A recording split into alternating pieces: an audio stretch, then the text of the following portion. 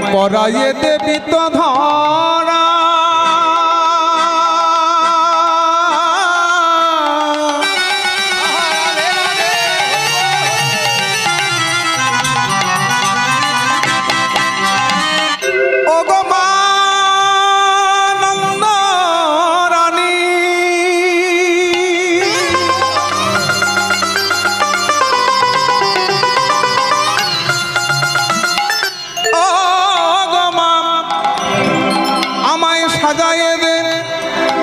মতো করে সাজাইয়ে দে আমি গোষ্ঠে যাব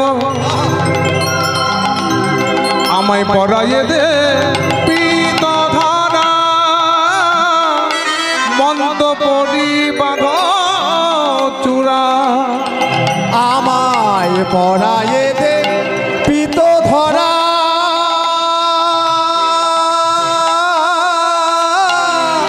মন্ত্র পড়ি কত ভরা মাগো চরণেতে পরাহন আমার চরণেতে পরাহন আমায় গোষ্ঠের সাজে সাজাইয়ে দে আমায় গোষ্ঠের সাজে সাজাইয়ে দে মা মাগো হইল অধিক বেলা গোষ্ঠের সাজে সাজাইয়ে দে হইল অধিক বেলা আর বিলম্ব করো না মা হইল অধিক বেলা আর বিলম্ব করো না মা আর বিলম্ব করো না মা হইল অধিক বেলা আর বিলম্ব করো না মা হইল অধিক বেলা আর বিলম্ব করো না আর বিলম্ব করো না মা চরণেতে পরাহনব চরণেতে পরাহনব মাগো চরণেতে পরাহনব। ছোট্ট গোপাল ভগবান শ্রীকৃষ্ণ দেখুন ও মা এই দেখুন মায়ের হাত ধরে বোঝায় মা মা। আচ্ছা এখনকার দিনে দেখবেন অনেক জায়গায় দেখেছি ছেলেরা মাকে তুই তোকারি করে মাতাকে ডাকতে নেই মা সাজিয়ে দে দাও বলেন হ্যাঁ মা সাজিয়ে দে আমি গোষ্ঠে যাব সাজিয়ে দে উনি খেতে দে। এটা হলো বাৎসল্য প্রেম। একটু আগে শুনলেন ছেলে রূপে ভালোবাসা। গোষ্ঠে যাওয়ার কথা শুনে মাতা যশোমতী অঝর নয়নে কাঁদে তোকে আমি কি করে যেতে দেব বনে আমি তো তোকে বনে যেতে দিতে পারবো না। তখন বলছেন মা ঘরে আছে নবলক্ষ ধেনুর দল কে যোগাবে তিন জল গৃহ মাঝে রহিতে না পারি। ভগবান শ্রীকৃষ্ণ যে গোষ্ঠে যেতে কতগুলো ধেনু নবলক্ষ নন্দরাজার কত ধেনু নবমন হচ্ছে 9 লাখ গুনতে থাকুন তাহলে নন্দ রাজার 9 লাখ ধেনু। এবার তার সঙ্গে শ্রীদাম সুদাম ভগবান শ্রীকৃষ্ণের সখা কতজন ভগবান শ্রীকৃষ্ণের মোট সখা হলো 24 জন 12 জন সখা 12 জন হলো উপসখা। এই 24 জন সখা 12 জন সখার নামটা এক এক করে বলি। শ্রীদাম সুদাম শ্রীদাম সুদাম দাম বসুদাম সুবল মহাবল সুবাহু মহাবানু স্তককৃষ্ণ অর্জুন লবঙ্গ মধুমঙ্গল। এই 12 জন হলো সখা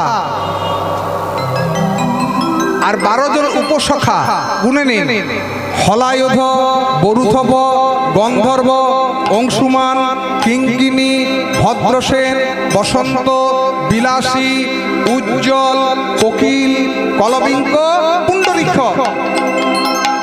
12 কত হলো 24 জন সখা। তাহলে তাদেরও ধেনু বৎস আছে।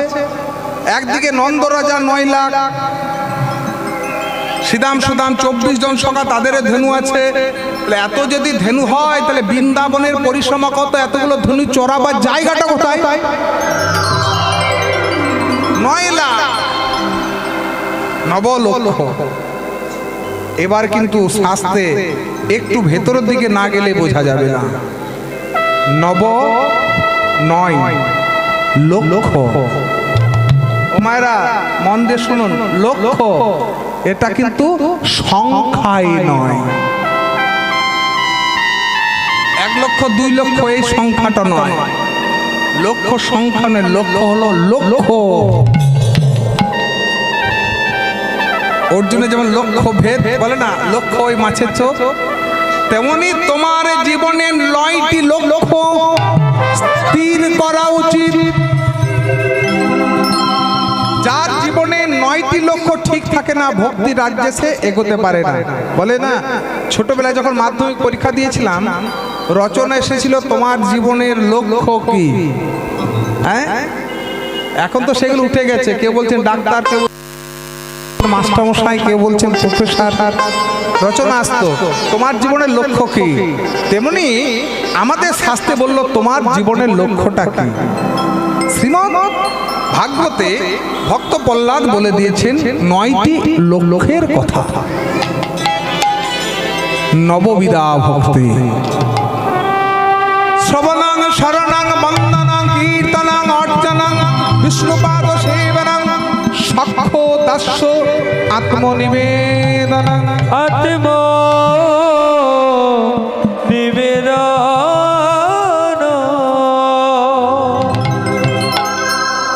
এই 9টি লক্ষ্য সকলের হওয়া উচিত। কি কি? শ্রবণং, শ্রবণ যদি করতে হয় আন কথা বাজে কথা নয়। কি শ্রবণ কর? শ্রবণ মনে হচ্ছে শোনা। কি শুনবো? ভগবানের নাম গুণকীর্তন শ্রবণ করব।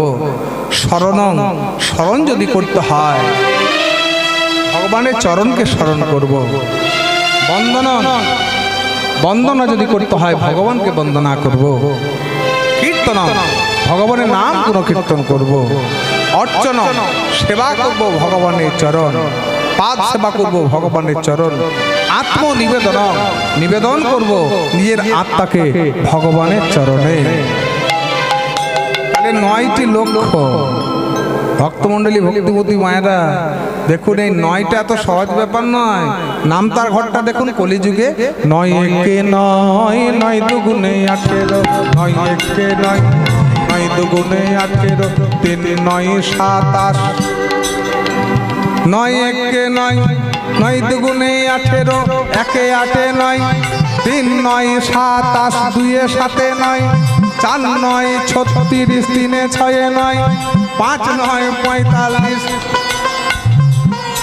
এই নামটাতে দেখুন সেই 9টায় আসবে। 9 একে 9, 9 দুগুণে 18, 1 আর 8 যোগ করলে কত হয়? 9 হয়। 3 9 27, 2 আর 7 যোগ করলে কত হয়? 9 হয়। 4 9 36, 36, 3 6 36, 3 আর 6 যোগ করলে কত হয়? 9। 5 9 45, 4 5 9, 6 9 54, 5 4 9, 7 9 63, 6 3 9, 8 9 72, 7 2 9, 9 9 81, 8 1 9, 9 10 90, 9 0 9। হরি ছাড়া নয়, কৃষ্ণ ছাড়া নয়, হরি ছাড়া নয়, কৃষ্ণ ছাড়া নয়। উলঘড়ি হরি ছাড়া নয়, কৃষ্ণ ছাড়া নয়, হরি ছাড়া নয়, কৃষ্ণ ছাড়া নয়, হরি ছাড়া নয়, কৃষ্ণ ছাড়া নয়, হরি ছাড়া নয়, কৃষ্ণ ছাড়া নয়। নবলক্ষ্য। তোমার লক্ষ্যটা ঠিক থাকা উচিত। বন্ধু কতজন শুনলেন? কতজন বন্ধু? 24 জন। এই দেহটাই হলো বৃন্দাবন। এই দেহটা হলো বৃন্দাবন। বৃন্দাবনের পরিসীমা কত? সীমা? হ্যাঁ বলুন, কত? 84 ক্রোশ। আমাদের দেহ রয়েছে 84 কোষ। কালকে মেপে দেখবেন, এই হাতটা মাপবেন, তার সঙ্গে আঙ্গুলগুলো দেবেন। 24 আঙ্গুল সমান 1 হাত। কালকে মেপে দেখবেন আমাদের নিজের হাতের আমরা ক হাত? 3.5 হাত। নিজের হাতের 3.5 হাত। তাহলে 1 হাতে যদি 24 আঙ্গুল হয়, 1 হাতে যদি 24 আঙ্গুল হয়, তাহলে 3 24 কত হয়? 3 24 72, 3.5 হাত, তাহলে আরো হাফ, 24-এর হাত কত? 12। 72 আর 12 যোগ করলে কত হয়? 84 হচ্ছে। তাহলে দেহটা হলো 84 কোষ মধুর বৃন্দাবন। হরি বল, হরি বল। হইল অধিক বেলা, বিলম্ব করো না মা, হইল অধিক বেলা, আর বিলম্ব করো না মা, হইল অধিক বেলা, আর বিলম্ব করো না মা, হইল অধিক বেলা। মাতা যশোমতী বলছে আমি তো গোষ্ঠে যেতে দিতে পারবো না। বলছে মা তবে যে 9 লক্ষ ধেনু রয়েছে তাদের কি দশা হবে? ওই দেখো সকারে এসে পড়েছে। বলে মা তুমি এবার আমায় সাজিয়ে দাও। ভক্তমণ্ডলী, ভক্তিমতী মায়েরা, এই যে বাৎসল্য প্রেম, ছেলে রূপে ভগবানকে ভালোবাসা, কি বললে? চরণে নুপুর পরিয়ে দে। ভগবান শ্রীকৃষ্ণের চরণে যে 2টো নুপুর রয়েছে তার মধ্যে বাম চরণের নুপুরটা একটু বড়, বাম পায়ের নুপুরটা একটু বড়, ডান পায়ের চেয়ে। কি করে বড় হলো? সাধু ঋষিগণ যুগ যুগ ধরে তপস্যা করে যে চরণ পায় না, নুপুর দুটো এমন কি সৌভাগ্য করেছে যার জন্য ভগবানের চরণ লাভ করলো। এই 2টো নুপুর কে? বিশ্বাবসু আর কর্ণমুনি। বিশ্বাবসু হলেন গুরুদেব, কর্ণমুনি হলেন শিষ্য। তা কর্ণমুনি একদিন গুরুদেবের পদসেবা করছেন অন্যমনস্ক অবস্থায়। দেখবেন মন দিয়ে আমরা যে কাজটা করি না সেই কাজটা কিন্তু ভুল হয়। মন দিয়ে যদি পড়াশোনা না করে ছেলে মেয়েরা রেজাল্ট ভালো হয় না। আপনি মন দিয়ে রান্না বান্না করবেন না, দেখবেন 2বার নুন দিয়ে ফেলেছে। আচ্ছা এই ভুলটা কারো হয়েছে? হ্যাঁ, 2বার নুন দিয়েছে, কারো দিয়েছে? হবে একবার, তখন মনটা ছিল না আপনার। নুন না হয় ঝাল কম বেশি হয়ে যাবে। কিন্তু কর্ণমুনি সেবা করছেন, আপনারা কিন্তু সেবা করতে এসেছেন এখানে। কীর্তন শোনাটা হলো সেবার একটা অঙ্গ। এই যে শ্রবণ, একটু আগে শুনলেন নববিধা ভক্তির সব থেকে বড় ভগবানের সেবা হলো কীর্তন শোনা। আপনারা কীর্তন শুনে ভগবানের সেবা করছে, আর আমি কীর্তন করে ভগবানের সেবা করছি। যখন রাজা পরীক্ষিত ব্রহ্মশাপগ্রস্ত হয়ে সুখদেব মুনির কাছে গেলেন, দেবশ্রী নারদ বললেন, পরামর্শ দিলেন যে আমি তো ব্রহ্মশাপগ্রস্ত, আমার আয়ু হলো মাত্র 7 দিন, এই 7 দিন আমি অতিবাহিত করবো কি করে? তখন দেবশ্রী নারদ বললেন, কৃষ্ণ সেবা করে। জয় রাধে। কৃষ্ণ সেবা করে। কৃষ্ণ সেবা কি করে? না, কৃষ্ণ কথা শোনো, কৃষ্ণ কথা শোনো। তখন রাজা পরীক্ষিত বলছেন, কৃষ্ণ কোথায়, কৃষ্ণ কোথায়, কৃষ্ণ কোথায়, কৃষ্ণ কোথায়, কৃষ্ণ কোথায়, কৃষ্ণ কোথায়, কৃষ্ণ কোথায়, কৃষ্ণ কোথায়, কৃষ্ণ কোথায়, কৃষ্ণ কোথায়, কৃষ্ণ কোথায়? আগো মা, ও মা এদিকে, বাবা বসুন। কৃষ্ণ কোথায়, কৃষ্ণ কোথায়, বলি না কৃষ্ণ কোথায়, কোথায় কৃষ্ণ কোথায়, কৃষ্ণ কোথায়, কৃষ্ণ কোথায়, কৃষ্ণ কোথায়, কৃষ্ণ কোথায়, কৃষ্ণ কোথায়, কৃষ্ণ কোথায়, কৃষ্ণ কোথায়, কৃষ্ণ কোথায়, কৃষ্ণ কোথায়, কৃষ্ণ কোথায়। যেখানে কৃষ্ণ কথা হয় সেখানে কৃষ্ণ রয়। এই দেবশ্রী নারদ বললেন, ব্রহ্মশাপগ্রস্ত রাজা পরীক্ষিত কৃষ্ণ কথা শুনলেন। দেবশ্রী নারদ বললেন, কৃষ্ণ কথা শোনাটাও হলো কৃষ্ণ সেবা। এই যে আপনারা কৃষ্ণ কথা শুনছেন, কৃষ্ণ সেবা, আমি কীর্তন করে কৃষ্ণ সেবা করছি। তা কর্ণমুনি গুরুদেবের পদসেবা করছেন, মনটা রয়েছে অন্য জায়গায়। অন্য মনস্ক অবস্থায় পদসেবা করতে করতে নখের আঁচল লাগলো গুরুদেবের চরণে, রক্তপাত হলো। কর্ণ, তুমি গুরু সেবা করছো অন্য মনস্ক অবস্থায়, এ তো মহাপাপ। তুমি সেবা অপরাধে অপরাধী হয়েছো, রক্তপাত ঘটালে। আমি তোমাকে অভিশাপ দিলাম, তুমি ভেগ জনি প্রাপ্ত হবে। ভেগ মানে ব্যাং। কেন এই অভিশাপটা দিলেন? ব্যাং দেখবেন পুকুরের ধারে বসে কল কল কল কল করে ডাকে, অন্য মনস্ক থাকে। সে ডাকটা শুনে সাপ তার কাছে আসে, সাপের পেটে যায়, সে বুঝতে পারে না মৃত্যু কাছে আসে, ঘনিয়ে আসছে মৃত্যু। ওই যে অন্য মনস্কটা ডেকেই চলে। তার জন্য গুরুদেব অভিশাপ দিলেন, কন্যা তুমি ভেগ জনি প্রাপ্ত হবে। গুরুদেবের অভিশাপে কর্ণমুনি ব্যাং হয়ে গেছে। এলো ত্রেতা যুগ। ভগবান রামচন্দ্র পিতৃ সত্য পালনের জন্য 14 বছরের জন্য যখন বনবাসে গেলেন, লঙ্কা রাজা রাবণ এসে জানকীকে হরণ করলেন। এখন ভগবান রামচন্দ্র হাসিতা হাসিতা বলে কাঁদছেন। কিভাবে দেখুন, এই ধনুকের উপর ভর দিয়ে।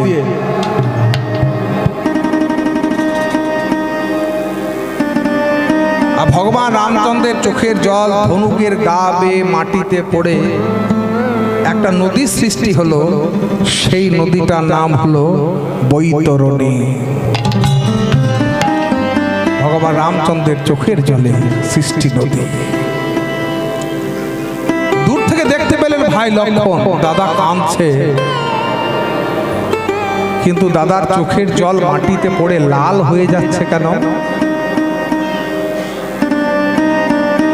দাদা একটু ধনুকটা তোলো দেখি। দাদা যেই না ধনুকটা তুলেছে, সঙ্গে সঙ্গে দেখে ধনুকে ডগায় চাপা পড়ে আছে সেই ব্যাং। একই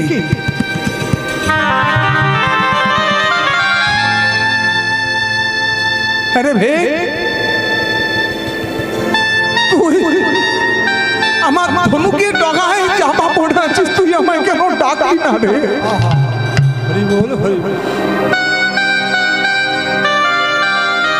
তুই তার প্রাণে বাঁচবি না, তুই কেন আমায় ডাকলি না?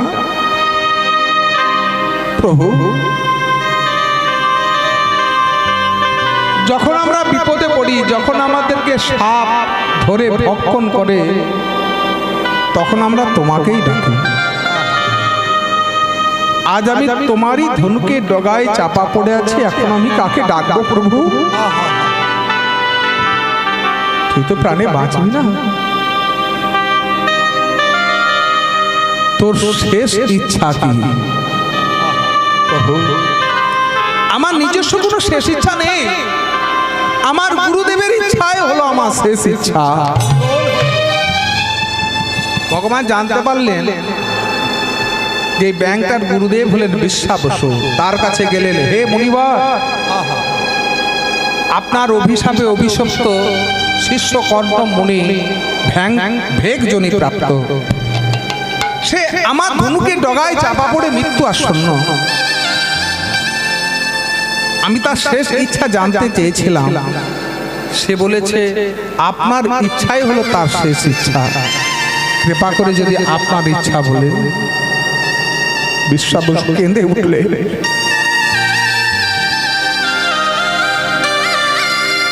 ওগো দয়াময়, ওগো কৃপাময়, এই জগতে সবাই শিষ্য করে তোমাকে লাভ করবার জন্য। আমি গুরু হয়ে যা পারলাম না, আমার শিষ্য তাই করে দেখিয়েছে। আজকে আমার পরম শিষ্যের জন্য তোমার দর্শন পেয়েছি, তাই আমার ইচ্ছা হলো আমাদের দুই গুরু শিষ্যকে তোমার চরণ তলে ঠাঁই দাও। তথাস্তু তথাস্তু। তবে এই যুগে নয়, আগামী দাপর যুগে তোমরা দুই গুরু শিষ্য আমার চরণে নুপুর হবে। কিন্তু প্রভু অন্যজন বুঝবে কি করে? কেন? গুরুকে একটু বড় করতে হবে না? গুরুকে অবস্থান দিলেন বাম চরণে। কেন? বাম দিকে গুরুর অবস্থান, বামে গুরু ভে নমঃ। তাই ভগবান শ্রীকৃষ্ণের বাম চরণে নুপুরটা হলো একটু বড় বিশ্বা বসু, ডান চরণে নুপুরটা হলো ছোট কর্ণমণি চরণেতে করাহ নুপুর। হরি হরি হরি চরণেতে করাহ নুপুর। মাগো অলকা তিলকা ভালে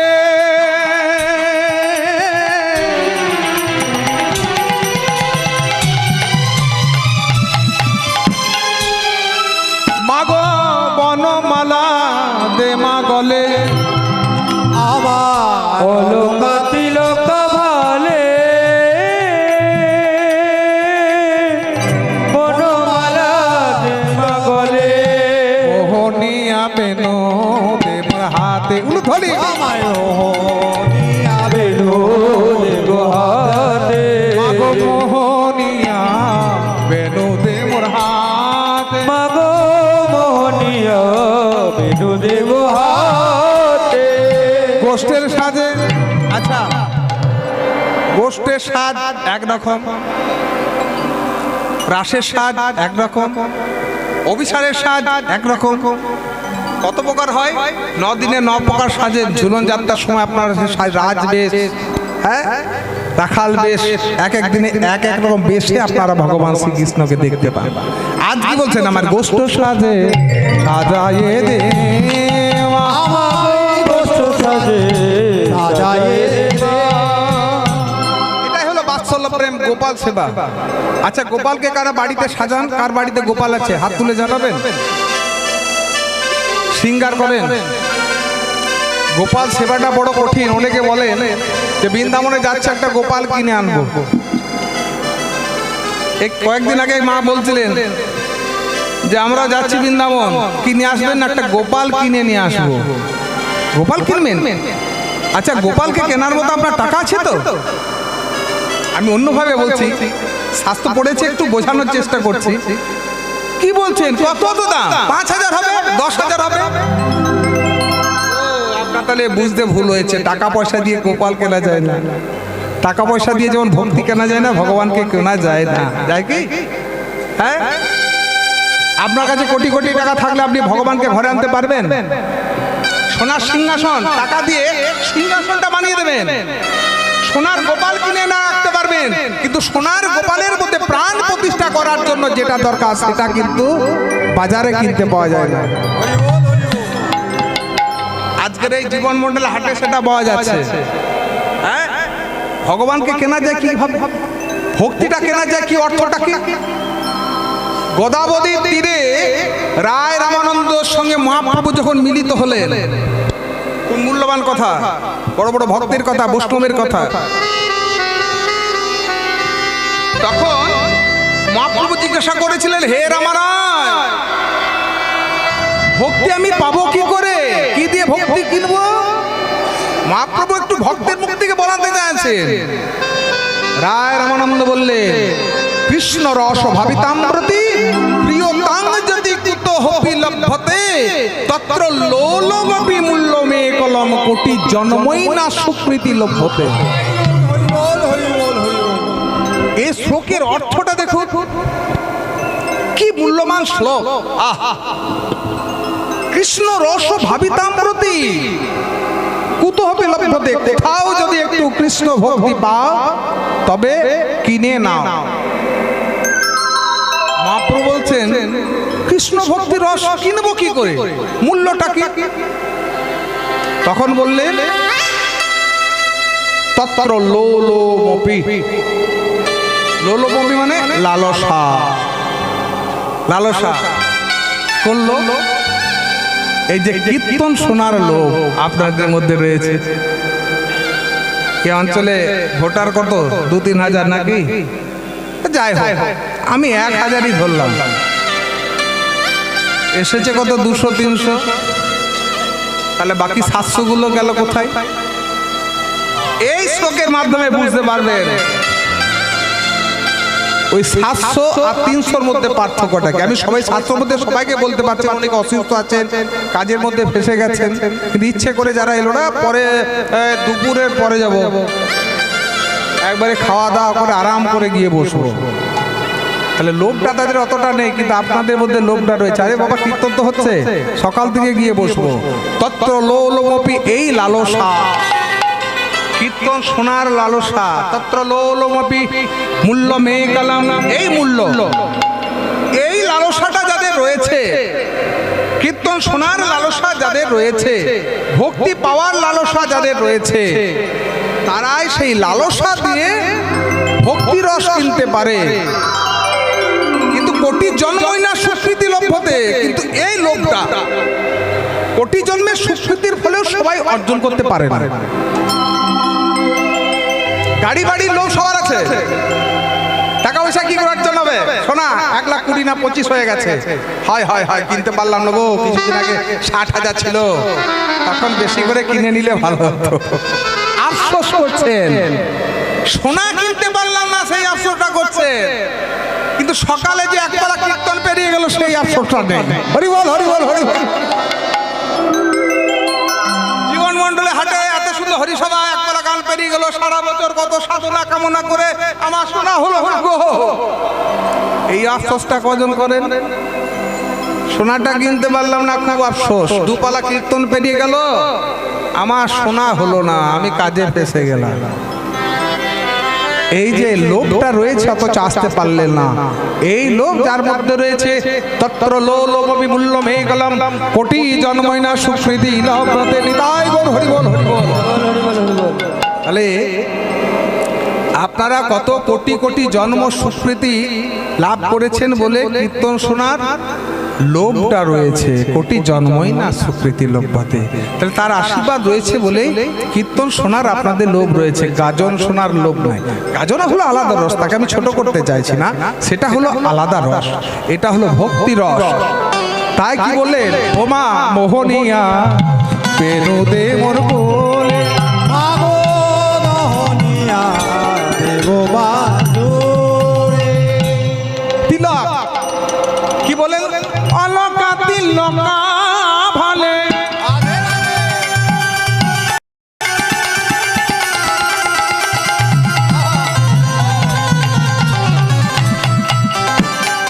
তাহলে গোপাল সেবার কথা হচ্ছিল। বৃন্দাবনে গিয়ে গোপাল টাকা পয়সা দিয়ে কেনা যায় না, ভক্তি দিয়ে কেনা যায়। আবার দেখবেন গোপাল সেবাটা জানতে হবে। এই মালদাতে কীর্তন করতে গেছি, সূর্য পূজা গান হচ্ছে দুপুরবেলা, শেষ যখন হয়েছে সিঁদুর খেলা হচ্ছে, তখন এক মা এসে বলছেন, বাবা আমার বাড়িতে গোপাল আছে। বাহ, খুব ভালো। আপনার গোপাল কই? বাড়িতে। গোপাল কার কাছে আছে? না কেউ নেই, আমরা স্বামী স্ত্রী কীর্তন শুনতে এসেছি। গোপালের কাছে কে আছে? তালা দেওয়া আছে। তালা দিয়ে চলে এলেন? হ্যাঁ, আপনার যদি গর্ভজাত সন্তান হতো, আপনি তালা দিয়ে কীর্তন শুনতে আসতে পারতেন? রাধে রাধে। এটা একটু জানতে হবে। তাহলে আমি এখনো তাকে পাথর ভাবি, তাই তালা দিয়ে দিয়েছি, রক্ত মাংস ভাগতে পারি। যতদিন না তোমার সেই ভাব হচ্ছে যে ও আমার ছেলে, বাৎসল্য প্রেম, এখন লীলাটি হলো বাৎসল্য প্রেম, এই গোষ্ঠ লীলাটা হলো বাৎসল্য প্রেম। যতদিন না তোমার নিজের ছেলে ভাবতে পারছো, সকাল থেকে উঠে গোপালকে মুখ ধোয়াতে হবে, পটি করাতে হবে, স্নান করাতে হবে, খেলতে দিতে হবে, এই যখন গোপালের সঙ্গে ছেলের মতো মিশে যাবে, ওই পাথরের গোপাল কথা বলবে, সে যে মামা বলে ডেকে উঠবে, হরি বল, মামা বলে একে বলবে, মামা বলে ডেকে উঠবে, মামা বলে একে উঠবে, মা খেতে আমায় দাও বলে, মামা বলে ডেকে উঠবে, খেতে আমায় দাও বলে, পাষাণেতে প্রাণ পেলে, খেতে আমায় দাও বলে, পাষাণেতে প্রাণ পেলে, খেতে আমায় দাও বলে, ওই মামা বলে ডেকে উঠবে,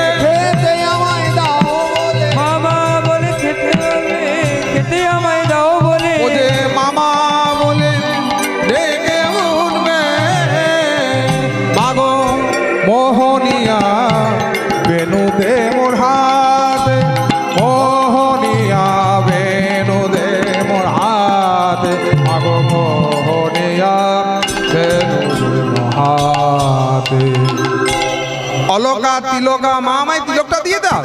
কোন তিলক? আমরা তিলক পড়েছি, ওই যে কত মায়ের কপালে দেখছি তিলক। দাদা কোথায় গেল? এই কীর্তন চলাকালীন কমিটি দাদাদেরকে বলছি, বাবা আপনাকে দায়িত্ব দিতে চাই, নেবেন? ছোট্ট এই গ্রামের না হলে, এই গ্রামের তো আপনি পরম বৈষ্ণব, কয়েকজন ভক্তকে নিয়ে সব ভক্তদের কপালে একটু করে চন্দন দিয়ে দিন, প্রয়োজন আছে। এই কীর্তন চলাকালীন ভক্তদের কপালে যদি চন্দন না থাকে দেখতে ভালো লাগে না, হাতে নাতে ফল পাবে। এই যে চন্দন পরা কপাল নিয়ে যখন বাড়ি ফিরবেন না, বাড়িতে যদি আপনার নাস্তিক থাকে সে আস্তিক হবে যে এই মানুষটা একটা পবিত্র জায়গা থেকে আসছে। আমরা যখন দূরে দূরে গ্রামে কীর্তন করতে যাই, অষ্টম প্রহর গান হচ্ছে, তা রাস্তা খুঁজে পাচ্ছি না, তাকে জিজ্ঞাসা করবো হরিবাসরটা কোন দিকে? ওই দেখো কীর্তন শুনে আসছে ওরা। কি করে চিনি বলুন তো? হ্যাঁ, এই তিলকটা এই যে ছোপ ছোপ থাকে এখানে, এরা কীর্তন শুনে। হ্যাঁ গো, হরিবাসরটা কোন দিকে? এই দিক দিয়ে চলে যায়, বুঝতে পারছি। আর মাইকম্যান এত সুন্দর মাইক চালাচ্ছে। একটা ছোট্ট কথা বলি, এই 1 মাস আগে ঝাড়খণ্ডে কীর্তন করছিলাম, কীর্তনের শেষে দেখছি, জয় জয় রাধে, কোথায় গেলেন উনি? হ্যাঁ, কীর্তনের শেষে দেখছি মাইকম্যান এই কপালের মধ্যে চন্দনগুলো থপাস থপার করে লেপে। ভাই কীর্তন শেষ হয়ে গেল, তারপর তুমি চন্দনটা নিচ্ছ কেন? এই যন্ত্রগুলো নিয়ে বাড়িতে ফিরবো তো চোরেও ধরবে না, পুলিশেও ধরবে না। বলতে না, ফাঁকা কপালে গেছিলাম, তা পুলিশগুলো কপালের মধ্যে টর্চ মেরে দেখায়, কোথা দেখাচ্ছি না আমি হরিবাসর থেকে আসছি। হরিবাসর চুরি করে নিয়ে যাচ্ছিস, তোর কপালে চন্দন নেই? চন্দন থাকলে ছেড়ে দিতাম। সারা রাত্রি থানায় ছিলাম, বলছেন এবার থেকে চন্দন পোড়া কপাল নিয়ে এগুলো নিয়ে যখন বাড়ি ফিরি, পুলিশরা দেখে বলে ও হরিবাসর থেকে আসছিস, যা যা যা। আর চোররাও কিছু বলে না যে হরিবাসর থেকে আসছিস বাবা, যাই হোক। তাহলে এই যে চন্দন আমাদের, এটা হলো কি গোপী চন্দন। কিন্তু ভগবান শ্রীকৃষ্ণ কপালে যে তিলক রয়েছে, আমাদের হলো বৈষ্ণবীয় তিলক। যে যা ঘরে, শ্যামানন্দ ঘরে শ্যামানন্দ নুপুর তিলক, নিত্যানন্দ প্রভুর ঘরের তিলক, গদাধর ঘরের প্রভুর তিলক, যারা যে গুরুর আশ্রিত সেই তিলক করবেন। কিন্তু ভগবান শ্রীকৃষ্ণের কপালে যে তিলক, সে যে হলো মদন তিলক, সে যে হলো মদন তিলক, ওই গোবিন্দের ওই কপালে পড়ে, সে যে হলো মদন তিলক। ওই গোবিন্দের কপালে পড়ে, সে যে হলো মদন তিলক। গোবিন্দের এই তিলক কোথা থেকে এলো? সৃষ্টিকর্তা ব্রহ্মা যখন এই প্রজা সৃষ্টি করবার জন্য ভগবান যখন দায়িত্ব দিলেন, ব্রহ্মাজি তোমাকে সৃষ্টি করতে হবে, তাহলে প্রজা সৃষ্টি কি করে করা যায়? নিজের মন থেকে প্রথমে সৃষ্টি করলেন কামদেবকে। কামদেবের নাম কি? মদন। মদন ঢেলে রূপ দিয়েছে, বাহ! এই মদনই পারবে প্রজা সৃষ্টি করতে। মদন, হ্যাঁ প্রভু, হ্যাঁ পিতা, তোমাকে প্রজা সৃষ্টি করতে হবে। কিভাবে প্রজা সৃষ্টি করব? কিভাবে প্রজা সৃষ্টি করব? এই যে তোমাকে 5টি বাণ দিলাম, নাম কি? মদন, মাদন, শোষণ, স্তম্ভন, মোহন। এই বাণ দিয়েই তুমি প্রজা সৃষ্টি করবে। তো কিভাবে? ব্রহ্মাজি বলছেন এই বাণ যদি তুমি পুরুষকে নিক্ষেপ করো, পুরুষ ধাবিত হবে নারীর দিকে, নারীকে নিক্ষেপ করলে নারী ধাবিত হবে পুরুষের দিকে। মদন মনে মনে ভাবছেন এই বাণ নিয়ে যাব রণক্ষেত্রে, একটু পরীক্ষা করে নেওয়া যাক। যখন আমাদের এই পারমাণবিক বোমা সৃষ্টি হলো, পরীক্ষা তো করতে হয়েছে যে সত্যি যখন কোনো গুলি বারুদ তৈরি হয়, অস্ত্র তৈরি হয়, আগে পরীক্ষা করে দেখে যে ঠিক কাজ করছে কিনা। যদি না কাজ করে তাহলে রণক্ষেত্রে হারতে হবে। মদন ভাবছে পরীক্ষা করবো কোথায়, কোথায় কিভাবে কিভাবে সামনে ছিল পিতা ব্রহ্মা, পিতা ব্রহ্মাকে প্রথম বাণটি নিক্ষেপ করলেন। কাম জোরে জর্জরিত হয়ে ব্রহ্মা নিজ কন্যা সন্ধ্যার দিকে ধাবিত হলেন। সঙ্গে সঙ্গে অভিশাপ দিলেন, ওরে মদন, এই জগতের সব থেকে কুকর্ম তুই আমাকে দিয়ে করালি, আমি তোকে অভিশাপ দিলাম ভোলানাথের কাছে তুই ভস্ম হয়ে যাবে। দেখলেন ব্রহ্মা বিষ্ণু মহেশ্বর, ব্রহ্মাকে তো জয় করেছি, মহেশ্বরকে জয় করতে পারলেই তারপরে যাব বিষ্ণুর কাছে, হয়ে যাবে। যেই না ভোলানাথের সম্মুখ সমরে দাঁড়ালেন মদন,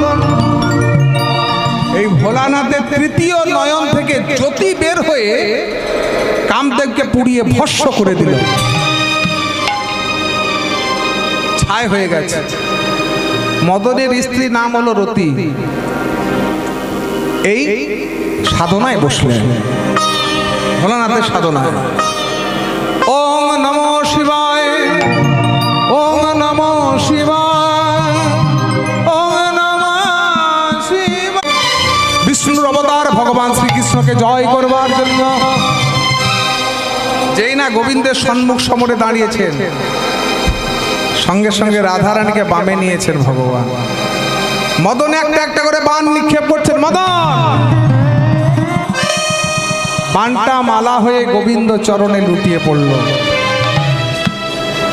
এক এক করে 4টি বাণ যখন নিক্ষেপ করলেন, 4টি বাণই মালা হয়ে গোবিন্দ চরণে লুটিয়ে পড়ল। শেষ বাণ নিক্ষেপ করতে গেলে মদনের ধনুকটা গেল ভেঙে। মদন এখন ভাঙা ধনুক নিয়ে বৃন্দাবন ত্যাগ করছে, ছুটে পালিয়ে। গোপীরা ডেকে বলেন, ও মদন, কোথায় যাচ্ছ? ফিরে এসো, ফিরে এসো।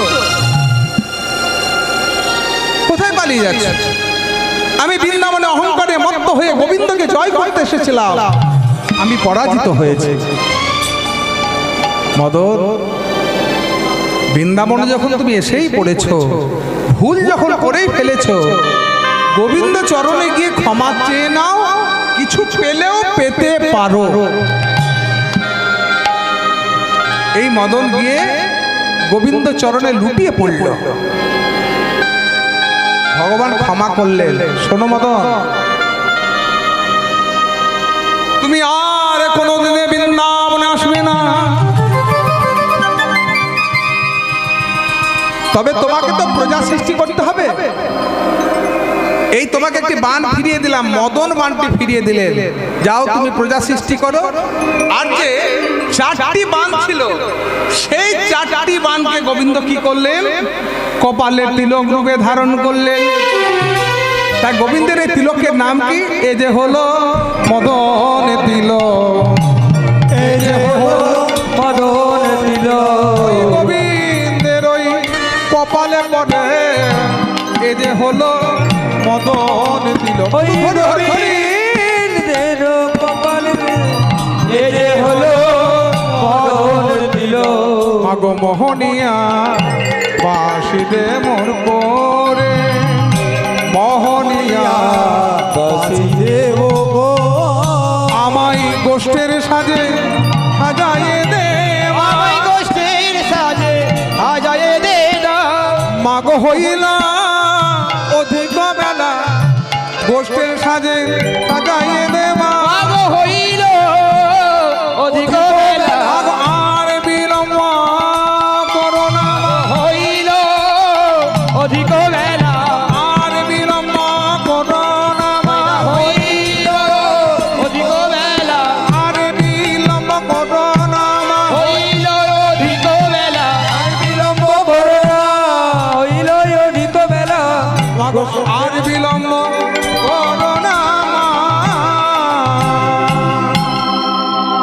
ভগবান শ্রীকৃষ্ণের মাসি কত প্রকারের? যখন গোষ্ঠে যেতেন তখন বেনু 6 ইঞ্চি, তার মধ্যে 6টি ছিদ্র। বংশী, গোপীদেরকে আহ্বান করবার জন্য বংশী বাজাতেন। সেটা হলো 12 ইঞ্চি লম্বা 5টি ছিদ্র, আর মুরলির মধ্যে হলো 18 ইঞ্চি 9টি ছিদ্র। গোষ্ঠে যখন যেতেন তখন তিনি বেনু বাজাতেন। সব দিকে ছোটটা, কিন্তু জগতে এত কিছু থাকতে, হিরে মণি মুক্ত থাকতে, সোনা থাকতে, বাঁশের বাঁশিটাই কেন হাতে নিলেন ভগবান? আর কি কিছু ছিল না? বাঁশ কেন হাতে নিলেন? 4 যুগে কিন্তু ভগবানের হাতে বাঁশ। দেখুন, বামন অবতারও ভগবানের হাতে বাঁশ। যখন বলি রাজাকে পরীক্ষা করতে গেলেন, এই তালপাতার ছাতা বাঁশের দণ্ড করে বামন অবতারে পরীক্ষা করতে গেলেন। ত্রেতা যুগে ধনুক আকারে হাতে ধরলেন,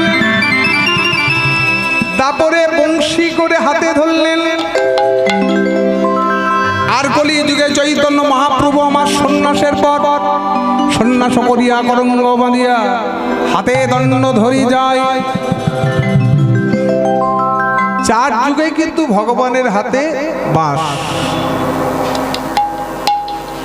বাঁশ হলো পরম বৈষ্ণব। তার জন্য শেষ যাত্রাটা কিসে যেতে হয়?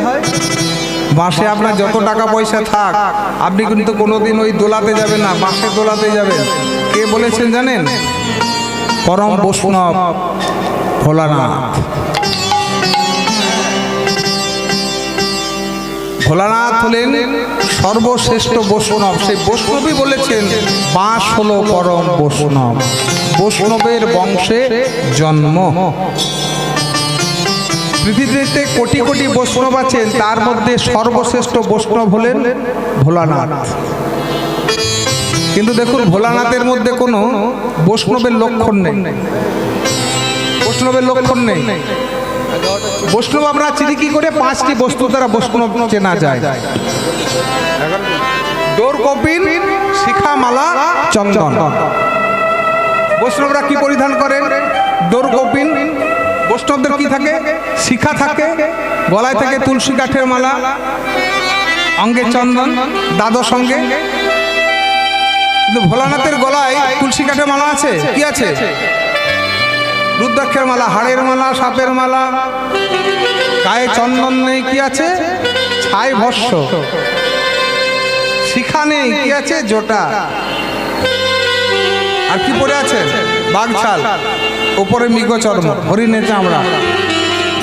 তবু ভোলানাথ বৈষ্ণব শ্রেষ্ঠ। কেন? ভোলানাথ আভরণে নয়, ভোলানাথ হলেন আচরণে বৈষ্ণব। সাজলে তো হবে না, বৈষ্ণব সাজা যায়, বৈষ্ণব হওয়া বড় কঠিন। এই কয়েকদিন আগে যাত্রা দেখছিলাম, কীর্তন করতে গিয়ে। এই দিনে দুপুরবেলা গান করেছি, রাতের বেলা কমিটির ছেলেরা যাত্রা করছে মুর্শিদাবাদ। আমাকে থাকতে বলেছিলেন, থেকে গেলাম। স্টেজে ধারে বসে যাত্রা দেখছি। সেক্রেটারি মহাশয় হয়েছেন মহাপ্রভু, আর ক্যাশিয়ার হয়েছে নিত্যানন্দ প্রভু, আর সহ সভাপতি হয়েছেন শ্রীবাস। কি সুন্দর স্টেজের মধ্যে যাত্রা করছেন, আমিও দেখছি। কিছুক্ষণ পরে ডাক পড়ল। একজন এসে বলছে, নিত্যানন্দ প্রভু আপনাকে ভেতরে সেক্রেটারি মহাশয় ডাকছেন গ্রিন রুমে। গেলাম, দেখছি পাশাপাশি নিতাই গৌর চেয়ারে বসে বিড়িতে সুখ টান দিচ্ছে। নিত্যানন্দ বাবু, আমাদের যাত্রা কেমন দেখছে?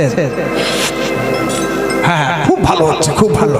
তার আগে একটা মানে প্রশ্ন জেগেছে, উত্তর দিন তো। কি? আচ্ছা, নিতাই গৌর কি বিড়ি খেতেন? তখন ওনারা বলছেন, আমরা বৈষ্ণব সেজেছি, বৈষ্ণব হয়ে তো যায়নি। সাজবেন পরে, আগে নিজের আচরণটা ঠিক করুন। বৈষ্ণব সাজলে হবে না। কোন শাস্ত্রে লেখা আছে যে ভগবানকে পাওয়ার জন্য তুলসী কাঠে মালা পড়তে হবে? তোমার আগে আচরণটা ঠিক করো। তোমার আচরণ ঠিক নেই, তুমি মালা ঝোলা, মালা জপছো, তিলক রচনা করছো। তাই বৈষ্ণবের আচরণ একটু আগে শুনলেন, তিনাদপি শুনিছেন তরুরিব সহিষ্ণনা অমানি না মানে দেনা কীর্তনীয় সদা। আগে মাটিটাকে তৈরি করো, তারপর তুমি গাছ লাগাবে। দেখবেন কৃষি বিজ্ঞানীরা কি বলে, আপনারা নিশ্চয়ই বাড়িতে একটু গাছপালা লাগান, মাঠে না গেলেও বাড়িতেও লাগান, অনেকে আছেন, লঙ্কা গাছ, মূলো গাছ, বেগুন গাছ। আগে কি করেন, মাটিটাকে তৈরি করেন না? মাটি যদি তৈরি ভালো না হয় গাছ ভালো হবে? তার জন্য দাঁড়া, মাটিটাকে একটু ভালো করে তৈরি করি, গাছটা ভালো হবে। তেমনি আগে তোমার এই দেহ জমিনকে আগে ভালো করে তৈরি করো। সময় তোমার পেরিয়ে যাচ্ছে, ওগো সময় গেলে সাধন হবে না। পাগল মনে রে আমার, সময় গেলে সাধন হবে না। পাগল মনের আমার, সময় গেলে সাধন হবে না। ওরে দিন থাকতে দিনের সাধন কেন জানলে না? সময় গেলে সাধন হবে না। ওরে মনের আমার, সময় গেলে সাধন হবে না। জানো না মন খালে বিলে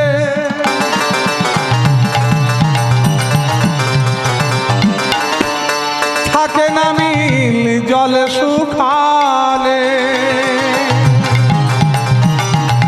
পুকুরে জল শুকিয়ে গেলে মাছ থাকে? জানো না মন খালে বিলে ওই থাকে না মিল জল শুকালে। কি হবে আর বাধাল দিলে, মোহনা শুকানা থাকে না।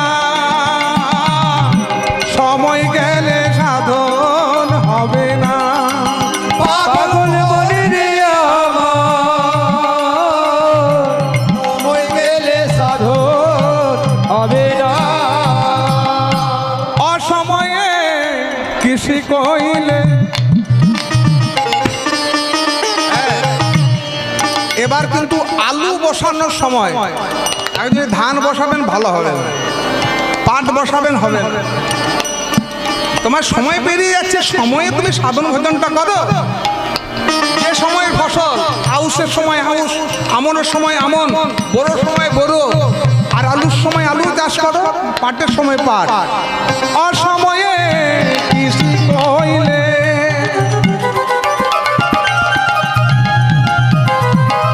আমরা বলি না বুড়ো হলে বৃন্দাবন যাবো, তারপর সাধন ভোজন করবো, এখন শুধু টাকা পয়সা রোজগার করি। অসময়ে কৃষি কইলে মিছামিছি খেটে মারে। ও গো অসময়ে কৃষি কইলে মিছামিছি খেটে মারে। গাছ যদিও হয় বীজের জন্যে, তাতে ফল ধরে না। সময় গেলে সাধন হবে না। পাগল মনের আমার, সময় গেলে সাধন হবে না। পাগল মনের আমার, সময় গেলে সাধন হবে না। আমাবস্যা পূর্ণিমা হয়,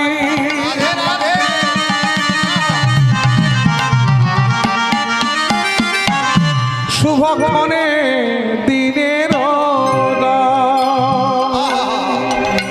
ওই লালন বলে তাহার সময় তন্দ রহে না। সময় গেলে সাধন হবে না। পাগল মনের আমার, সময় গেলে সাধন হবে না। পাগল মনে রে আমার, সময় গেলে সাধন হবে না। তাই বৈষ্ণব সাজলে হবে না, সময় থাকতেই তুমি সাধন ভজন করো, ঠিক একদিনে তুমি বৈষ্ণব হয়ে যেতে পারবে। ভোলানাথ বৈষ্ণব শ্রেষ্ঠ বললেন, বাস হলো পরম বৈষ্ণব। সৃষ্টিকর্তা ব্রহ্মা স্বর্গে একটা যজ্ঞ করেছিলেন, সেই যজ্ঞটার নাম হলো বৃহস্পতি যজ্ঞ। সেই যজ্ঞাগার থেকে একটি 25 পর্ব বাঁশ উঠে এলো। পর্ব মনে বোঝেন, এই এক ঘাট থেকে অন্য ঘাটের মাপটা হলো পর্ব, মানে পাপ। 25 পর্ব বাঁশ উঠে এলো। তার মধ্যে থেকে 9 পর্ব খেটে ব্রহ্মা কি করলেন, একটা ধনুক তৈরি করলেন, যার নাম হলো সারঙ্গ ধনুক। ওটা বিষ্ণুকে দিলেন, বিষ্ণু ধনুক হয়ে গেল। 7 পর্ব কেটে জয়ন্তক ধনু, যাকে আমরা হরধনু বলে জানি, ভোলানাথকে দিলেন। 9-এর সাথে কত হলো? 9-এর সাথে হলো 16। 5 পর্ব কেটে কৌদণ্ড, দেবরাজ ইন্দ্রের ধনুক, 16-র 5-এ হলো 21। 3 পর্ব কেটে গান্ডীব, অর্জুনের ধনুক তৈরি করলেন। 21 আর 3-এ 24। 1 পর্ব দিয়ে সৃষ্টি করলেন বেনু, বংশী, মুরলী। গোবিন্দকে প্রদান করলেন মোহনিয়া, বেনু দে মোর হাতে। ধরি মোহনিয়া বেনু দে ও হাতে। আগো হেন কালে শ্রীদামে লুনিতে, আবার হেন কালে শ্রীরাম এলো নিতে। ওই প্রণতি করিয়া মায় কহিছে শ্রীদামে মায়। প্রণমি করিয়া পায়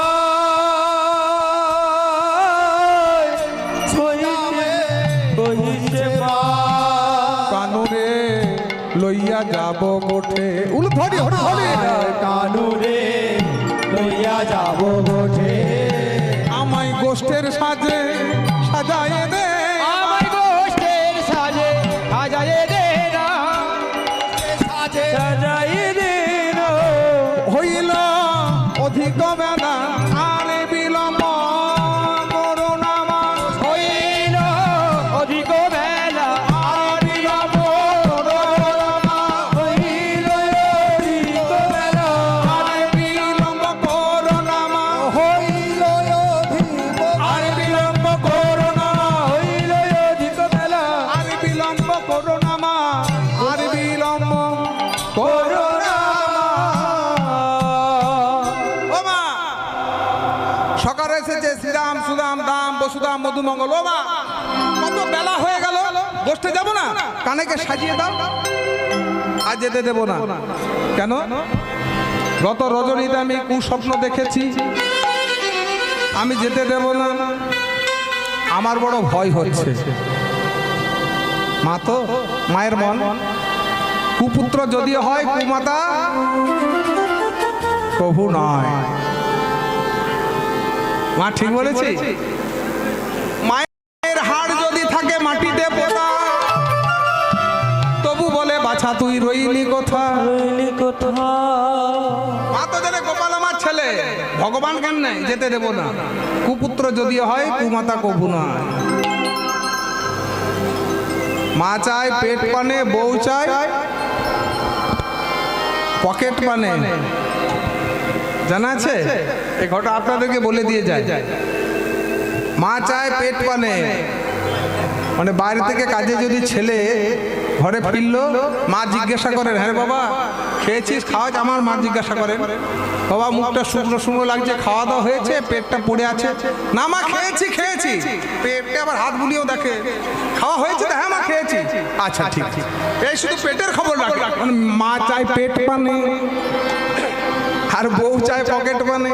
ঘরে গিয়ে বলে আজকের গানটা কত টাকা ছিল গো? বুঝতে পারছে? বৌদিদের রাগ হচ্ছে, দাঁড়া দেখাচ্ছি তোমাকে মজা। আপনারা তো মা, আপনাদের সন্তান যখন স্কুলে যায়, একদিন যদি টিফিন দিতে ভুলে যান, তখন মনটা পড়ে থাকে না ছেলের কাছে? এটা হলো মায়ের ধর্ম আর ওটা হলো বইয়ের ধর্ম। মাতা যশোমতী বলছেন আমি তো যেতে দেব না। কোন মা চায় ছেলে গরু চড়াতে যাক? না, দেব না, আমার গোপালের কিছু বিপদ হবে। শ্রীরাম বলছেন মা তুমি ভাই কানাইয়ের জন্য ভয় করছো? জানো ভাই কানাই যখন গোষ্ঠ মাঝে গরু চড়াতে যায়, যখন বেনু বাজায়, তখন কতজন আমাদের ভাই কানাইকে দেখতে আসে। কে দেখতে আসে? নাম বলতে পারবো না। তারা কে কিভাবে আসে বলে দিতে পারবো। শুনি মুরলী রব দীপমূর্তি লোকসভা, কোথায় উলুধ্বনি? শুনি মুরলী রব দীপমূর্তি লোকসভ, শ্রীধর সন করে সবে আশ্রিত সবে। সব দিব্যমূর্তি দেবতারা দেখতে আসেন আমাদের ভাই কানাইকে। বলিস কি রে? আমার গোপালকে দেবতারা দেখতে আসেন? হ্যাঁ মা। তার নাম কি?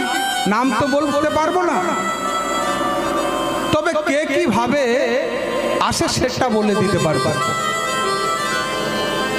তারপরে শূন্য পথে ঐরাবতে ব্রজহাতে, তারপরে শূন্য পথে ঐরাবতে যাই না, তারপরে ঐরাবতে শূন্য পথে ব্রজহাতে, তারপরে ঐরাবতে শূন্য পথে ব্রজহাতে। দেখি মোরা পালায়ত রাসে, পুরা পালায়ত রসে। একজন দেবতা আসেন ঐরাবত মানে হাতির পিঠে চড়ে, তার হাতে বা ব্রজ থাকে। ওরে দেবরাজ ইন্দ্র, হ্যাঁ মা নাম জানি না। সে আসে কি করে জানো? সে যে কৃষ্ণ কৃষ্ণ কৃষ্ণ বলে, কৃষ্ণ কৃষ্ণ কৃষ্ণ বলে, হরে কৃষ্ণ কৃষ্ণ কৃষ্ণ বলে, কৃষ্ণ কৃষ্ণ কৃষ্ণ বলে। ভাই কানাইকে ঘুরে ঘুরে কৃষ্ণ কৃষ্ণ কৃষ্ণ বলে। সে যে ভাই কানাইকে ঘুরে কৃষ্ণ কৃষ্ণ কৃষ্ণ বলে। আরেকজন আসে, তার আবার চারটি মুখ। একজন চার মুখ, সে আবার হাঁসের পিঠে চড়ে আছে। হংসের উপরে চড়ি চতুর্মুখে মন্ত্র পড়ি, হংসের উপরে চড়ি চতুর্মুখে নাম রড়ি। হংসের উপরে চড়ি চতুর্মুখে মন্ত্র পড়ি, মন্ত্র বলতে চড়ে পড়ি চতুর্মুখে মন্ত্র পড়ি। তবে করে কানাইয়ের চারিপাশে, ওলে করে চড়াই চারিপাশে। এক দেবতা আছেন, তার চারটি মুখ, হাঁসের পিঠে চড়ে আসে আর কৃষ্ণ কৃষ্ণ কৃষ্ণ বলে ঘুরে ঘুরে গান করে। সে যে কৃষ্ণ কৃষ্ণ কৃষ্ণ বলে, কৃষ্ণ কৃষ্ণ কৃষ্ণ বলে, কৃষ্ণ কৃষ্ণ কৃষ্ণ বলে, কৃষ্ণ কৃষ্ণ কৃষ্ণ বলে। রাধে রাধে। ব্রহ্মার কিন্তু প্রথমে বিশ্বাস হয়নি যে ভগবান এসেছেন বৃন্দাবনে। সংবাদটা দিলেন কে? দেবশ্রী নারদ। পিতা, ও বাবা, কি মনে করে? বলছি যে ভগবান এসেছেন বৃন্দাবনে। তাই? হ্যাঁ, অবতীর্ণ হয়েছেন, আমি দেখে এলাম। কি দেখলে? না, গরু চড়াচ্ছে। যে নেই কথা বলেছে ব্রহ্মাজি বললেন ভগবান গরু চড়াচ্ছেন? হ্যাঁ, দেখলাম বৃন্দাবনে বাঁশি বাজাচ্ছে। যাই তো দেখি। ব্রহ্মাজি বৃন্দাবনে এসে গোষ্ঠ মাঝে গেলেন। দেবশ্রী কি বললো? এই ছেলেটা ভগবান, বাঁশি বাজাচ্ছে, সকাতে কাঁধে চড়ছে, সকাতের এঁঠো ফল খাচ্ছে, গরু চড়াচ্ছে। কেমন ভগবান? কেমন ভগবান? ভগবান কি কোনোদিন গরু চড়ায়? সকাতের এঁঠো ফল খায়? আমি পরীক্ষা করব। এই সৃষ্টিকর্তা ব্রহ্মা নবলক্ষ ধেনু 12 জন সখাকে হরণ করলেন, রাখলেন গিরি গোবর্ধনে পাহাড়ের গুহায়। হরণ করে গিরি গোবর্ধনে পাহাড়ের গুহায় রাখলেন। ভগবান আবার সৃষ্টি করলেন লক্ষ ধেনু 12 জন সখা। সৃষ্টি হরণ সৃষ্টি হরণ সৃষ্টি হরণ 8 বার হলো। 9 বারের বেলায় ব্রহ্মা চৈতন্য হলো। চরণে আছাড়কে বললেন হে কৃষ্ণ করুণা সিন্ধু, করুণা সিন্ধু, দীনবন্ধু জগৎপতে, দীনবন্ধু জগৎপতে, গোপেশ গোপিকা বন্দে, গোপী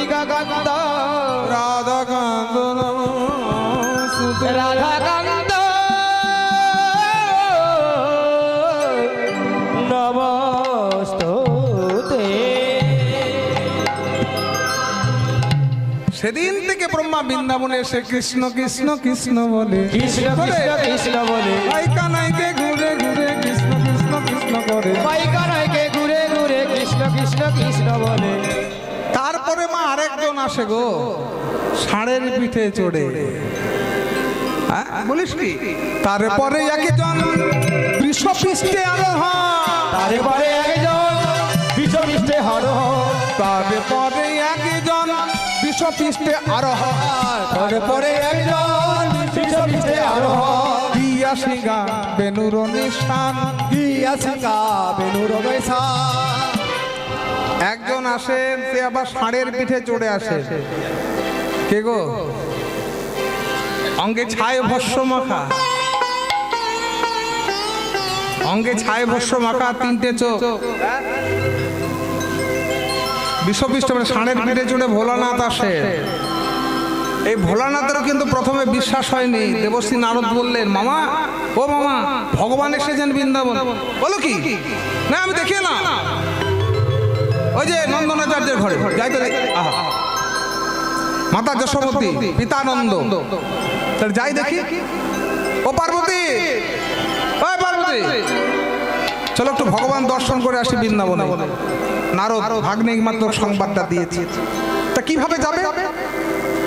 তা তুমি কামধেনু হয়ে যাও। ধেনু, মা দুর্গা তো ভগবতী, মা দুর্গা হয়ে গেলেন কামধেনু। ধেনু মানে গাভী, কামধেনু। আর ভোলানাথ হয়েছেন ধেনুর ব্যাপারী, মানে যারা গরু কেনা বেচা করে। এই পার্বতী কামধেনু হয়েছেন, হাতে ধরে চললেন বৃন্দাবনে। ধেনু নেবে গো, ধেনু ধেনু ধেনু। এই ব্যাপারী, তোর ধেনুর মূল্য কত রে? 1 লক্ষ। 1 লক্ষ? হ্যাঁ, এত মূল্য দিতে পারবো না। তুই যশোমতীর কাছে যা, 1 লক্ষ মুদ্রা দিয়ে তোর ধেনু কিনে নেবে। যশোমতী জয় হোক, জয় হোক, জয় হোক, জয় হোক। কে রে বাবা? আমি ধেনুর ব্যাপারী। মাই ধেনুটা কিনবে? মূল্য কত? 1 লক্ষ। ভেতরে প্রবেশ করুন। বৈষ্ণব শ্রেষ্ঠ তো, আঙ্গুলটা তুলে বলছেন 1 লক্ষ। আমার লক্ষ্যটা হলো এক, কি? বৃন্দাবনে কৃষ্ণ দর্শন। এটা আমার লক্ষ্য।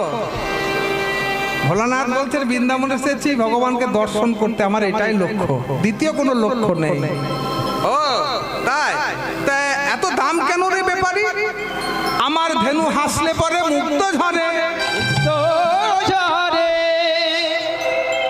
মাতা যশোমতী কি করলেন? 1 লক্ষ স্বর্ণ মুদ্রা দিয়ে ওই কামধেনুকে কিনে গোয়াল ঘরে বেঁধে রেখেছেন। ভোলানাথের মাথায় আয় রে, আমি ভগবানকে দর্শন করতে সে বউ হারালাম, হ্যাঁ? ভগবানের দর্শন হলো না আর বউকে হারালাম। ঠিক। নন্দরাজার বহির্দরজায় মাথায় হাত দিয়ে ভোলানাথ যখন কাঁদছেন, ব্যাপারী সেজেছেন তো, ছোট্ট ছেলেটা ভগবান গুটি গুটি পায়ে এসে বলছেন, এই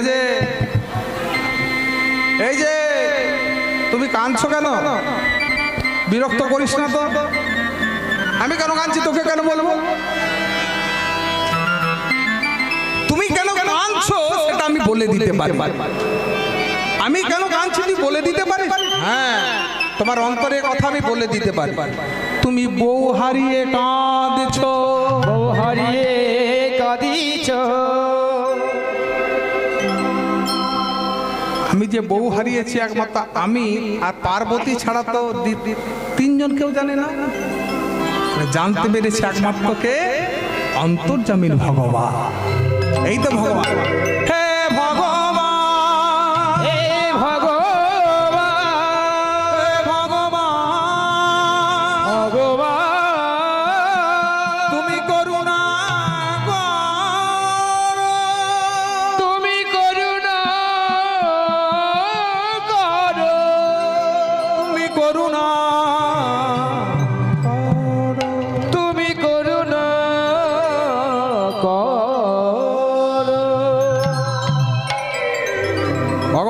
শ্রীকৃষ্ণ ত্রিভঙ্গ ঠামে ভুবন ভোলানো রূপ দর্শন দিলে। হে গোবিন্দ, নয়ন আমার সার্থক। আমি বৃন্দাবনে তোমার দর্শন পেলাম, কিন্তু পার্বতীর তো দর্শন হলো না। কোথায় এখন পার্বতী?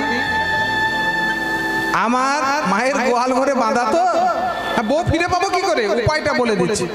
ধেনুটাকে দেওয়ার সময় কি বলেছিলে? যে আমার ধেনু হাসলে পরে মুক্ত ঝরে। এবার গিয়ে মায়ের কাছে বলো, কাঁদলে পরে বাড়ির যাকে তুমি বেশি ভালোবাসো সেই ছেলেটার প্রাণহানি হয়, বাড়ির ছেলের প্রাণহানি হয়। যশোমতী জয় হোক, জয় হোক, জয় হোক। কিরে ব্যাপারী, তুই আবার ফিরে এলি? মা, একটা কথা বলতে এলাম। আমার ধেনু যেমন হাসলে পরে মুক্ত ঝরে, কাঁদলে পরে বাড়ির ছেলের প্রাণহানি হয়। যেই মেয়ে কথা বলেছেন, মাতা যশোমতী ছুটে গেলেন গোয়ালে। আর কামধেনু রূপী মা দক্ষিণ ভারতে একজন ডাকাত ছিলেন, তার নাম হলো বংশী ডাকাত। সন্ধ্যা হলে সে ডাকাতি করতে বের হতো, আর তার স্ত্রী সন্ধ্যা হলে পাশে গ্রামে ভাগবত পাঠ শুনতে যেত।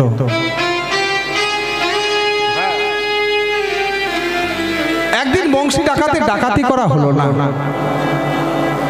ঘরে ফিরে এসে দেখে ঘর বন্ধ।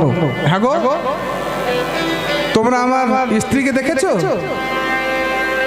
তোমার স্ত্রী তো পাশের গ্রামে ভাগবত পাঠ শুনতে গেছে গো। কি পাঠ?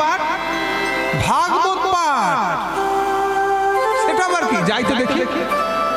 পাশের গ্রামে গিয়ে দেখে এক বটবৃক্ষের নিচে বসে এক পাঠক ঠাকুর ভগবান শ্রীকৃষ্ণের এই গোষ্ঠ লীলার কথা বর্ণনা করছে, যে লীলার কথা এখন আপনারা শুনছেন। ভাগবত পাঠক ঠাকুর বলছেন, ছোট কৃষ্ণ এক গা সোনার অলঙ্কার পরে,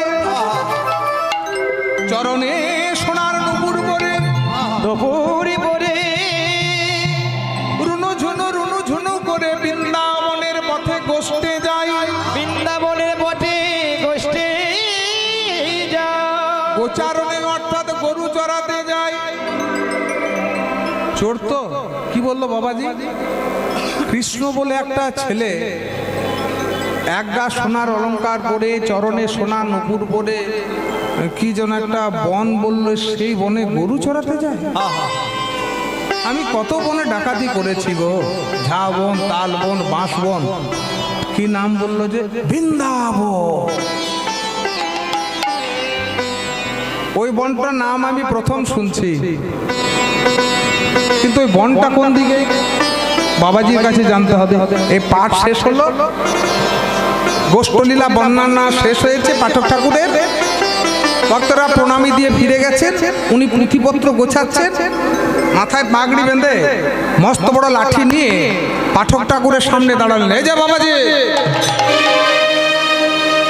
তুমি আমাকে চেনো? না বাবা, তোকে তো চিনি না। আমি হলাম বংশী ডাকাত। এই তল্লাটে সবাই আমাকে চেনে। তুমি যে একটু আগে বললে কৃষ্ণ বলে একটা ছেলে এক গা সোনার অলঙ্কার পরে বনে গরু চড়াতে যায়, সে বনটা কোন দিকে? পাঠক ঠাকুর দেখছেন এই আপদকে কি করে বিদায় করা যায়। শোন বাবা, তোর ঘর থেকে উত্তর দিকে 1 মাস হাঁটবি। 1 মাস। আচ্ছা, হাঁটবো। 1 মাস হাঁটার পর একটা নদী পাবি, তার নাম হলো যমুনা। আচ্ছা, তারপর তার পাশে হলো বৃন্দাবন। বাবাজি, যাই হোক, আমি আজই যাব বৃন্দাবনে, তবে পেলে তোমাকে কিছু ভাগ দেব। যারা আমাদেরকে চুরির সন্ধান দেয় তাদেরকে আমরা কিছু ভাগ দিই। অবশ্যই তোমাকে কিছু ভাগ দেব। গিন্নি, ও গিন্নি, কি গো, তুমি তাড়াতাড়ি ফিরে এলে? আর ডাকাতি করতে যাওনি? বড় ডাকাতির সন্ধান পেয়েছি গো। তুমি যে প্রত্যেক দিন ওই বই পড়া শুনতে যাও, বাবাজি বলেছে বৃন্দাবনে কৃষ্ণ বলে একটা ছেলে থাকে, সে এক গা সোনার অলঙ্কার পরে গরু চড়াতে যায়। আমি কৃষ্ণের গায়ের অলঙ্কারগুলো চুরি করতে যাব। আমি এতদিন ধরে ভাগবত পাঠ শুনছি, আমার হৃদয়ে কোনোদিন বিশ্বাস হলো না। আমার স্বামী একদিন ভাগবত পাঠ শুনতে গিয়ে, হরিকথা কৃষ্ণ কথা শুনতে গিয়ে হৃদয়ে এত বড় বিশ্বাস নিয়ে এলো যে বৃন্দাবনে কৃষ্ণ আছে। স্বামী, আপনি কৃষ্ণ পাওয়ার যোগ্য, এই যে আপনার মনে এত দৃঢ় বিশ্বাস, আপনি যান বৃন্দাবনের পথে যান, একটু রাধা নাম গাইতে গাইতে যাবেন। গিন্নি, এত বড় আনন্দের খবর পেয়ে তুমি কাঁদছো? এত বড় একটা চুরি ডাকাতির সংবাদ পেলাম, তুমি কাঁদছো? তুমি আনন্দ না করো না গো, এটা আমার শোকাশ্রু নয়, এটা হলো আমার আনন্দশ্রু। তুমি চললে বৃন্দাবনে কৃষ্ণের গা থেকে অলংকার চুরি করতে, সেই আনন্দে আমি কাঁদছি। স্বামী, তুমি আমার সঙ্গে বলো, কি বলবো? জয় রাধা রমণ গিরিধারী, গিরিধারী শ্যামন পারি। জয় রাধা রমণ গিরিধারী, জয় রাধা রমণ গিরিধারী, গিরিধারী মন প্যারি। জয় রাধা, জয় রাধা রমণ গিরিধারী, গিরিধারী শ্যামন পারি। জয় রাধা রমণ গিরিধারী, জয় রাধা রমণ গিরিধারী, গিরিধারী মন প্যারি। জয় রাধা, জয় রাধা রাধে রাধে হরি বল হরি বল। জয় রাধা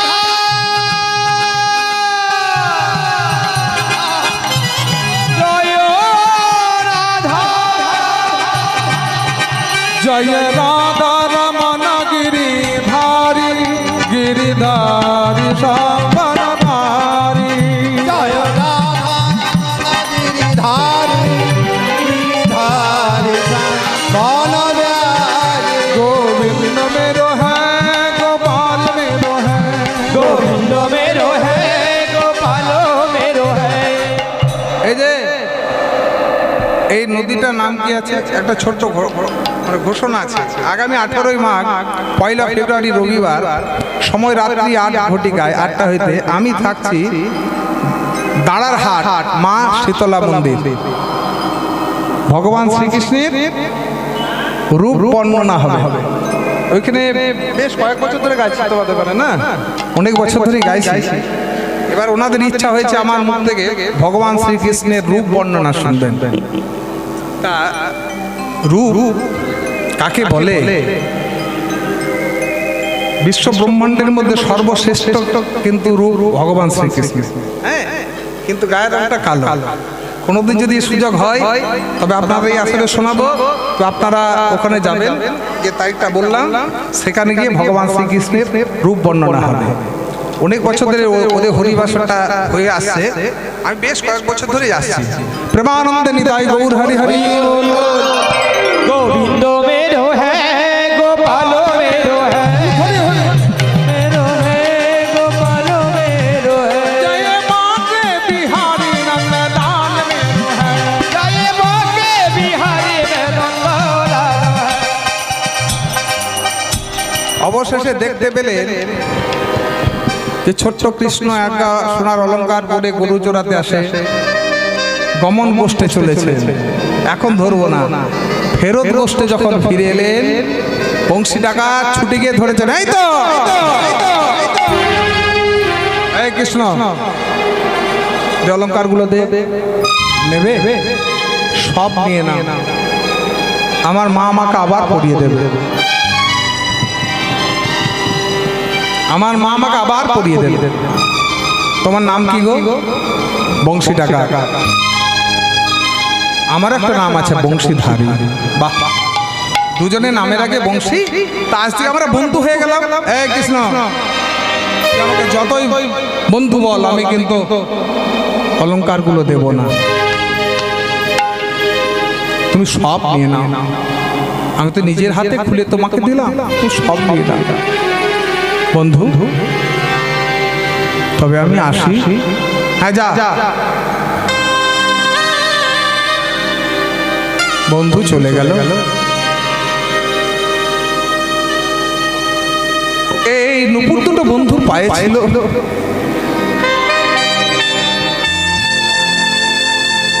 কি সুন্দর মানিয়েছিল।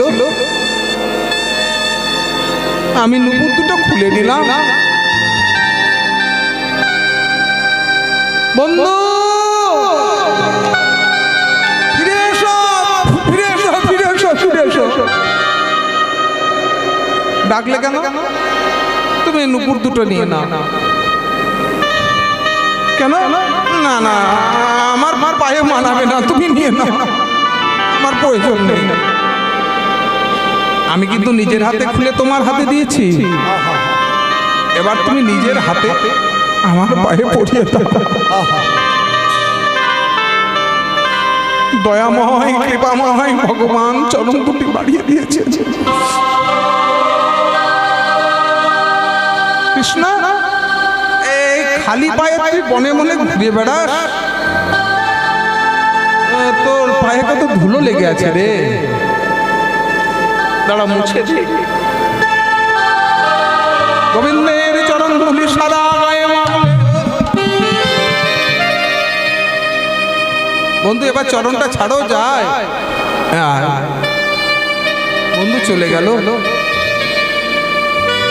বাঁশিটা আমি নিয়ে নিয়েছি। বন্ধু ফিরে এসো, ফিরে এসো, ফিরে এসো। আবার ডাকলে কেন? তুমি সব অলংকার গুলো নিয়ে নাও।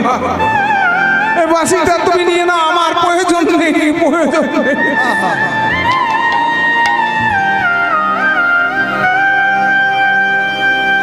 তুমি তো বৃন্দাবনে ডাকাতি করতে এসেছিলে,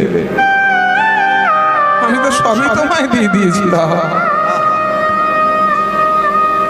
ফিরিয়েই যদি দেবে তবে নিলে কেন?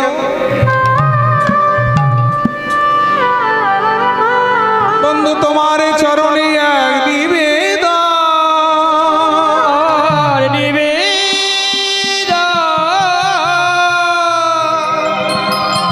যাবার বেলা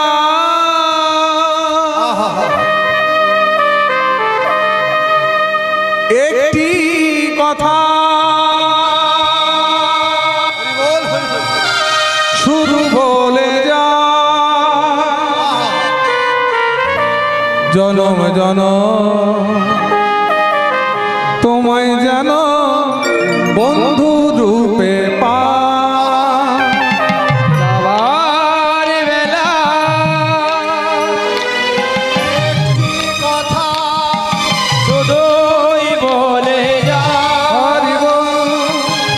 জনম জনম তোমায় যেন বন্ধু রূপে পা। আমি চলে যাই,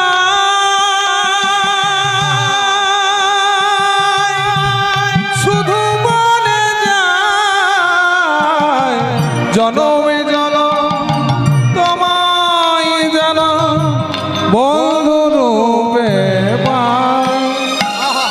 মাতা যশোমতী সুন্দর করে সাজিয়ে দিলেন। এবার সখাদেরকে নিয়ে গোষ্ঠে চললেন। ছোট ছোট গাইয়া ছোটে ছোটে গান, ছোট সে মেরো মাদান গোপাল। ছোটে গাইয়া ছোটে ছোটে ভাল, ছোট সে মেরো মদন গোপাল। ছোটে ছোটে গাইয়া ছোটে ছোটে গান, ছোট সে মেরো মাদান গোপাল। ছোটে ছোটে গাইয়া ছোটে ভাল, ছোট সে মেরো মদন গোপাল। আগে আগে গাইয়া পিছে পিছে গান, আগে আগে গাইয়া পিছে পিছে গো, আগে আগে গাইয়া পিছে পিছে গান। আগে আগে গাইয়া পিছে পিছে গো। ছোট সে মেরো মাদান গোপাল। छोटे छोटे गैया छोटे छोटे ग्वाल छोटे से मेरो মাদানা গোপাল। এই গোষ্ঠে গেলেন, গোষ্ঠে গিয়ে রাধারানীর সঙ্গে গোবিন্দ আমার মিলিত হয়েছেন।